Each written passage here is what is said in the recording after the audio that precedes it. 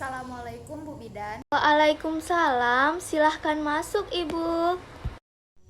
Baik Bu, terima kasih Bu. Baiklah Ibu, sebelumnya perkenalkan nama saya Bidan Nia. Apakah ada yang bisa saya bantu Ibu? Sebelumnya, kalau saya boleh tahu nama Ibu siapa ya? Saya Yuyun Bu. Jadi begini, saya ingin menggunakan alat kontrasepsi pil. Namun saya masih menyusui. Saya dengar dari teman-teman kalau menggunakan alat kontrasepsi itu bisa menghambat ASI. Oh begitu Bu. Baiklah Bu, saya akan menjelaskan kepada Ibu bahwa kontrasepsi pil ini ada 4 macam pil KB. Yang pertama, kombinasi yaitu pil KB kombinasi, yaitu sejak semula telah terdapat kombinasi komponen progesteron dan estrogen. Yang kedua, pil sekuensial. Pil ini mengandung komponen yang disesuaikan dengan sistem hormonal tubuh. 12 pil pertama hanya mengandung estrogen. Pil ke-13 dan seterusnya merupakan kombinasi. Yang ketiga, progesteron atau mini pil. Pil ini hanya mengandung progesteron dan digunakan untuk ibu postpartum atau ibu menyusui. Yang keempat, after morning pill, yaitu pil yang digunakan secara segera setelah hubungan seksual. Jadi, untuk ibu yang menyusui sekarang ini yang lebih efektif yaitu pil progestin atau mini pil Ibu. Sekarang saya sudah mengerti Bu Bidan. Jadi saya memutuskan untuk menggunakan alat kontrasepsi pil progestin yang cocok untuk saya yang menyusui ini. Dan juga bagaimana mekanisme kerja serta kandungan apa saja yang ada pada pil yang akan saya gunakan ini ya Bu Bidan. Pertanyaan Ibu ini bagus sekali loh Bu. Cara kerja mini pil belum jelas benar. Tampaknya cara kerja mini pil ini tergantung pada kombinasi beberapa mekanisme. Antara lain, yang pertama mencegah terjadinya ovulasi pada beberapa siklus. Yang kedua, perubahan dan motalitas tuba. Yang ketiga, perubahan dalam fungsi motalitas luteum. Yang keempat, perubahan lendir serviks yang mengganggu motilitas atau daya hidup spermatozoa. Dan yang kelima, yaitu perubahan dalam endometrium sehingga implementasi ovum yang telah dibuahi tidak mungkin terjadi. Dan mini pil ini berisi dosis rendah progestin sekitar 0,5 mg atau lebih kecil. Progestin yang terdapat dalam mini pil ini terdiri dari 2 golongan Ibu. Yang pertama, analog progesteron, yaitu kormadinore asetat, yang kedua megastrol asetat. Kedua preparan ini sekarang tidak dipakai lagi Bu. Karena apa? Karena ternyata dapat menyebabkan benjolan atau nodule payudara pada binatang percobaan anjing. Yang kedua, derivat testosteron. Ini 19 sampai non-steroids ditemukan pada tahun 1970-an dan digunakan sampai saat ini. Dia itu ada 4 Ibu. Yang pertama, norethindrome.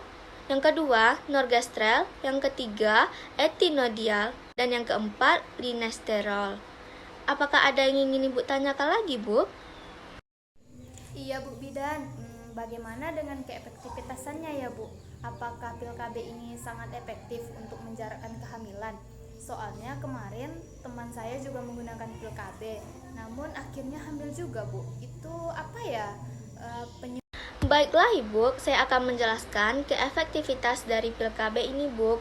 Pil KB ini sangat efektif pada penggunaan mini pil. Jangan sampai terlupa 1-2 tablet atau jangan sampai terjadi gangguan gastrointestinal atau muntah, diare.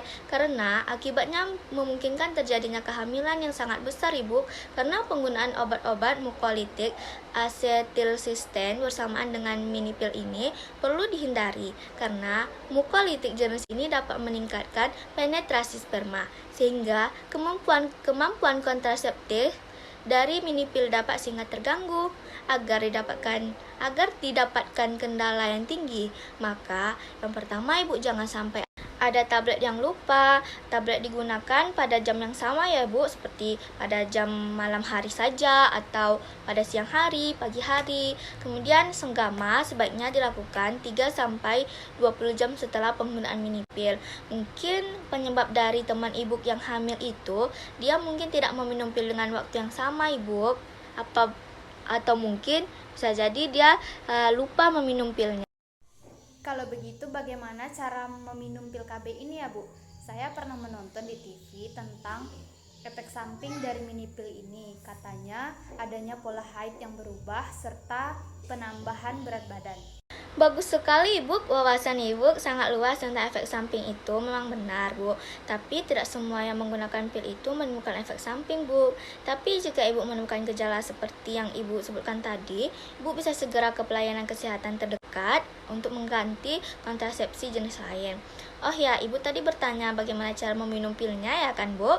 Cara meminum pilnya itu yang pertama mulai dari 1-5 siklus haid, yang kedua diminum setiap hari pada saat yang sama, dan yang ketiga bila Ibu minum pilnya terlambat lebih dari 3 jam, minumlah pil tersebut begitu diingat dan digunakan metode pelindung selama 48 jam. Yang keempat, bila Ibu lupa 1-2 pil, minumlah segera pil yang terlupa dan gunakan metode pelindung sampai akhir bulan. Yang kelima, bila tidak haid, mulailah paket baru sehari setelah paket berakhir habis. Dan juga, Ibu harus meminum pil ini sesuai dengan panah yang ada pada pil ini. Oh, jadi begitu ya Bu cara meminumnya. Saya kira diminum seperti pil biasa. Tapi Bu, bagaimana dengan kelebihan dan kekurangan alat kontrasepsi ini daripada alat kontrasepsi yang lain? Oh ya Bu, saya lupa menjelaskan bagaimana dengan kelebihan dan kekurangannya dari kontrasepsi ini. Kalau kelebihannya, yang pertama sangat efektif bila digunakan secara benar, tidak mengganggu hubungan seksual, tidak mempengaruhi ASI, kesuburan cepat kembali, nyaman dan mudah digunakan, sedikit efek samping, dapat dihentikan setiap saat, dan tidak mengandung estrogen. Dapat dipakai pengobatan terhadap beberapa masalah. Yang pertama, ketegangan menjelang menstruasi. Yang kedua, perdarahan menstruasi yang tidak teratur. Yang ketiga, nyeri saat menstruasi. Yang keempat, pengobatan pasangan mandul. Kemudian, pengobatan penyakit endometriasis dapat meningkatkan libido. Dan adapun kekurangannya, yang pertama harus minum pil secara teratur. Yang kedua, dalam waktu panjang dapat menekan fungsi ovarium. Dan yang ketiga, penyeringan atau berat badan bertambah, rambut rontok, tumbuh jerawat, mual sampai muntah, dan mempengaruhi fungsi hati dan ginjal. Tapi tidak semuanya itu terjadi Bu. Kalau Ibu cocok dengan kontrasepsi ini, insya Allah tidak menimbulkan kerugian pada Ibu. Wah, ternyata banyak sekali ya Bu keuntungan dari alat kontrasepsi ini. Saya jadi yakin untuk menggunakannya. Terima kasih ya Bu untuk ilmunya hari ini, dan maaf kalau saya banyak tanya. Baiklah Ibu, saya ingin membeli pil KB tersebut. Iya Bu, sama-sama. Sudah kewajiban saya untuk memberikan penjelasan tentang kontrasepsi yang ingin pasien gunakan. Jadi tidak merugikan pasien. Jika pasien ada keluhan, sebelumnya ini ada surat persetujuan Ibu dalam menggunakan alat kontrasepsi ini, tolong ditandatangani ya Ibu. Iya Bu. Ini pilnya Ibu, semoga Ibu cocok dengan kontrasepsi ini ya. Terima kasih Bu Bidan, saya pamit pulang dulu. Assalamualaikum Bu. Waalaikumsalam Bu, jika ada keluhan segera kesini lagi ya Ibu. Iya Bu Bidan.